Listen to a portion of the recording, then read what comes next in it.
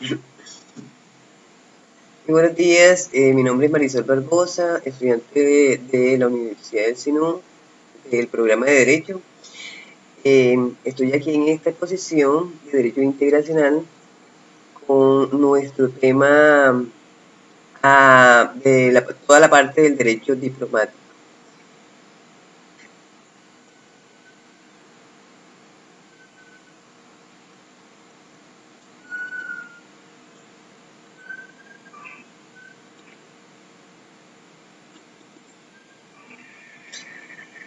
Les voy a hablar sobre las primeras preguntas. La primera pregunta que dice, ¿qué es el derecho diplomático?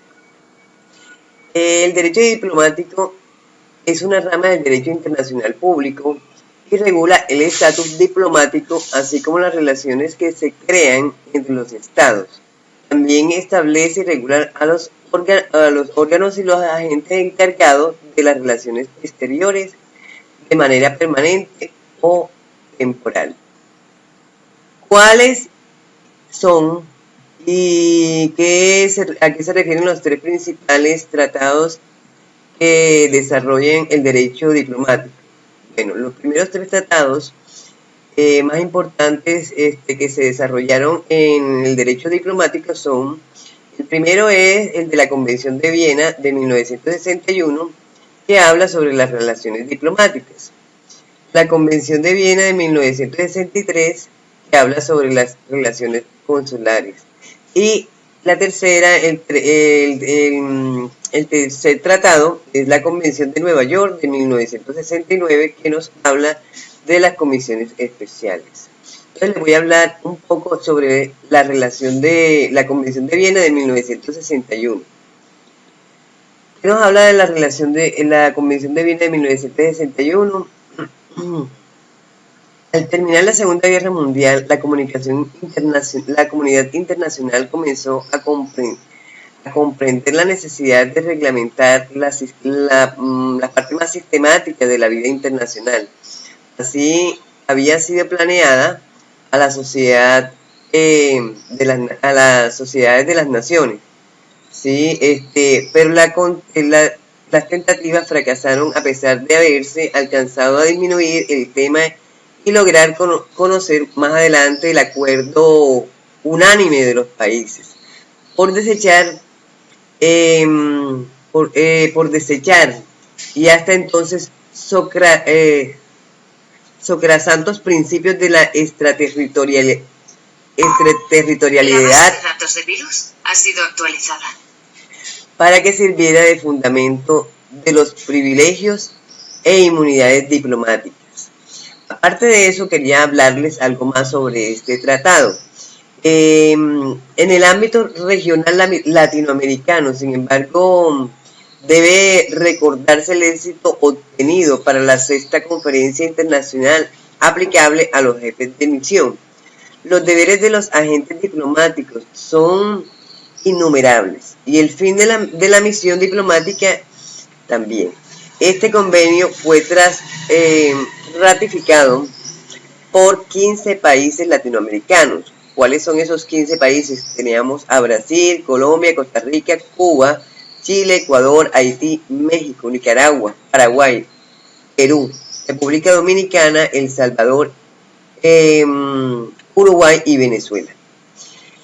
Desde el año de 1949, las Naciones Unidas comenzaron a su vez a preocuparse por este tema a través de las comisiones de derechos internacionales. Sin embargo, no fue sino hasta 1961 cuando pudo concretarse tal preocupación. Durante una conferencia especial que tuvo lugar de Viena, destinada a los estudios de estos temas, ¿no? El 18 de abril de ese mismo año se logró suscribirse un acuerdo internacional denominado Convención de Viena sobre las relaciones diplomáticas, que constituyen actualmente la base jurídica de las actividades diplomáticas bilaterales. La necesidad de convocarlas y de que alcanzaran acuerdos concretos surgió como una necesidad de acuerdos antiguos, de esas antiguas normas de problemáticas políticas del mundo moderno. Al ratificar los países han conferido a las disposiciones de carácter la ley interna obligatoria que tiene, o sea, esa ley interna obligatoria que tienen, que es importante, que es obligatorio. Todo dado el alto número de países que lo hacen en carácter muy universal. Seguidamente les voy a hablar sobre la siguiente pregunta que nos hace nuestro profesor. ¿Cuáles son los órganos del Estado para las relaciones internacionales? Los órganos del Estado para las relaciones internacionales son órganos centrales relacionados diplomáticamente. Son los órganos centrales, relaciones diplomáticas y consulares. Los órganos de la administración central son los órganos de la administración central, son aquellos órganos creados por el ordenamiento interno para el ejercicio de las competencias en el ámbito interno del Estado, pero que además también tienen atribuidas las competencias en el ámbito de las relaciones internacionales. Este es el caso del jefe del Estado, del jefe del gobierno o el ministro de Asuntos Exteriores. Hablamos algo sobre los órganos de la administración exterior. Los órganos de la administración exterior son aquellos órganos del Estado creados directamente para el ejercicio de las competencias en el ámbito de las relaciones internacionales. Dentro de esta categoría podemos distinguir entre los órganos externos permanentes que constituyen la diplomacia clásica formada por la misión diplomática, las representantes ante las organizaciones internacionales y las oficinas consulares. Y los órganos externos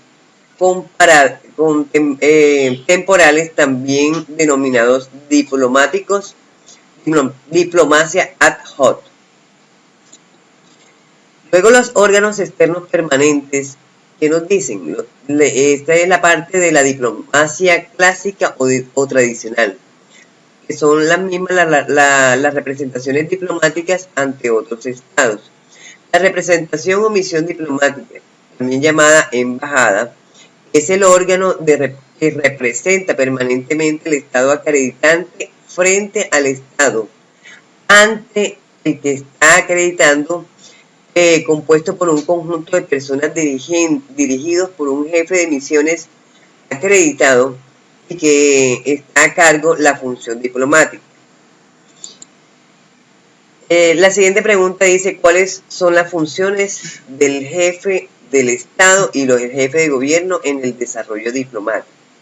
El jefe del Estado en los regímenes presidenciales corresponde al jefe del Estado que conduce las relaciones de su país con otras potencias y con las organizaciones internacionales, negociar, firmar y ratificar los tratados internacionales, designar sus embajadores o representantes permanentes ante las organizaciones y, en casos necesarios, declarar el estado en guerra. Esas son una de las funciones, son las funciones que realiza el jefe del Estado. Miramos el jefe del Estado y del gobierno. Sus funciones son ejercer y representar con carácter supremo el poder público que rige en un Estado. El origen del cargo y el título de atribuciones están regidos por el derecho interno.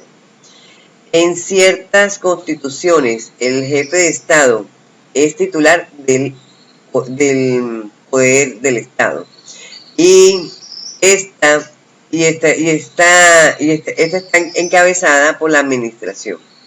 En otras tiene algunos casos poderes y funciones meramente representativas por la parte ejecutiva y en las manos del jefe de gobierno. Explique los siguientes privilegios e inmunidades del jefe de Estado y el gobierno del derecho diplomático. Bueno, dentro de las inmunidades que presenta el derecho diplomático, podríamos hablar de la inviolabilidad de la persona. Inmunidad de que gozan los agentes diplomáticos, que impiden que pueden ser objeto de cualquier clase de detención o arresto por parte del Estado receptor.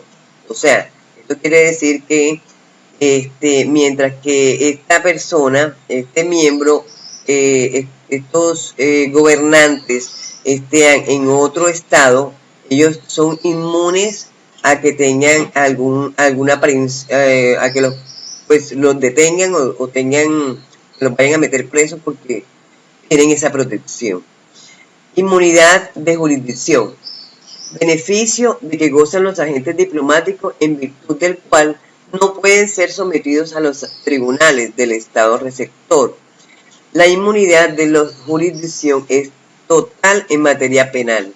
En cambio, es limitada en materia civil o administrativa y desaparece totalmente cuando se refiere a asuntos particulares. Miramos otras excepciones. Estas otras excepciones de impuestos directos y de tasas. En virtud de esa norma, el agente debe abstenerse de desarrollar actividades de cualquier índole que le signifiquen ingresos económicos, ya que de esa forma obtendrán beneficios sobre las cuales gozarían de una excepción del pago de las respectivos impuestos. Esto es decir, esto es así, o sea, esto es que debe dedicarse única y exclusivamente al desempeño de las tareas para las cuales se encuentra ese país. En materia de derecho diplomático, ¿qué son las misiones diplomáticas? Bueno, las misiones diplomáticas, cuando un jefe de Estado participa en una misión oficial del Estado que envía, gozará de un Estado receptor o un tercer Estado, ¿sí? Además de lo que otorga la presente convención, de las facilidades y de los privilegios e inmunidades reconocidos por el derecho internacional. Define el concepto de agentes diplomáticos. ¿Qué convenciones los regulan? Bueno, el agente diplomático es toda persona, jefe de la misión o miembro de la misión acreditado por carácter diplomático ante un Estado receptor, que figura en la lista diplomática y goza del estatuto diplomático.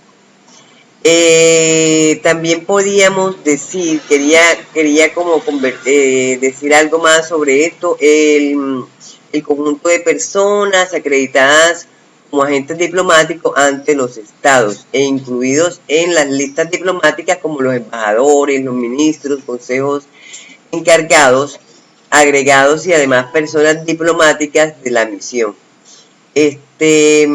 Forman el cuerpo diplomático extranjero en una capital, aunque esta expresión suele reservarse para los jefes de las misiones diplomáticas. Entonces, sigamos con las convenciones que las regulan. ¿Qué convenciones regulan? Las regulan. Entonces, las convenciones, la Convención de Viena sobre las relaciones diplomáticas de 1961, como les hablé anteriormente, es una de las principales. Propósitos y principios de la Carta de la ONU, relativos igualdad soberana de los estados, mantenimiento de la paz y seguridad internacionales y fomento de las relaciones de amistad. Las normas del derecho internacional consuetudinario han de continuar rigiendo las cuestiones no reguladas expresamente por la Convención. Miramos la Convención de Viena relacionada con la parte diplomática de 1961, funciones de la misión diplomática. Encontramos varios puntos. El primer punto representa al Estado acreditado. Segundo punto, proteger los intereses del Estado acreditado y de las naciones en el Estado receptor. Negociar con el Estado receptor, ese es el otro punto. Enterarse por medio por medios lícitos de las condiciones y evoluciones comerciales, económicas, sociales y culturales en el país receptor e información del Estado acreditante. El quinto punto nos dice que fomentar las relaciones amistosas y desarrollar las relaciones económicas, culturales y científicas entre el Estado acreditable y el Estado receptor. Dos limitaciones. Esta tiene dos limitaciones. Respetar la legislación del Estado receptor. La otra es no inmiscuir en los asuntos internacionales del Estado receptor. El principio del acuerdo mutuo entre el Estado interesado rigen. Estos rigen ¿por qué? Rigen por el establecimiento de las relaciones diplomáticas, creación de la misión diplomática, determinación de su rango y el número de integrantes, posibilidades de establecimiento de otras oficinas de la misión en localidades distintas de la sede principal. Miramos el convenio de Viena con la relación diplomática de 1961 a través del jefe de misión. Entonces, encabeza de la delegación diplomática. Es designado por el Estado que lo envía, pero antes debe de pedirse consentimiento al Estado receptor. Pedido el PLACEC para saber si es considerable esa persona, si es grata. ¿Ya? El Estado receptor puede negarse a dar el PLACEC, aún sin dar los motivos de su negatividad.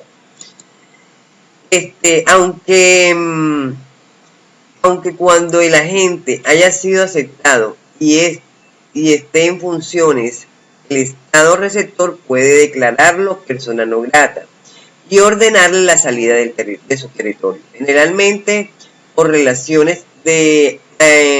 por realizar actos prohibidos como delitos, violaciones graves a la ley, intervención de los asuntos internos del Estado. Entra en función desde el momento que ha entregado su carta credencial en el Estado receptor, el jefe de Estado o la misión receptora de Estado.